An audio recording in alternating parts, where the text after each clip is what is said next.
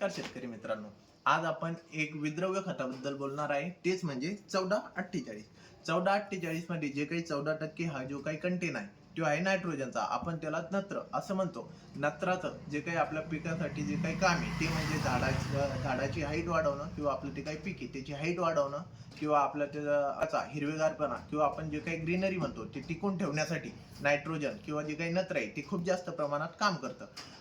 नंतर आपल्याला जे काही 48% जे काही 1448 मध्ये कंटेन येणार आहे ते आहे फॉस्फरस आपण त्याला पूरक असं म्हणतो. ज्याचं जे काही आपल्या पिकासाठी काम आहे ते म्हणजे झाडाचे फुटवे हे खूप जास्त प्रमाणात वाढवणं आणि जे काही फुलकळी ही फुलकळी बी खूप जास्त प्रमाणात लावणं. हे आपल्याला 48% या स्फुरदद्वारे आपल्याला खूप जास्त प्रमाणात बघायला मिळणार आहे.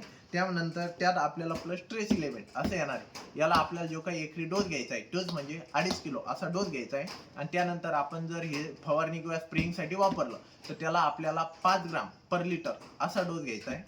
धन्यवाद.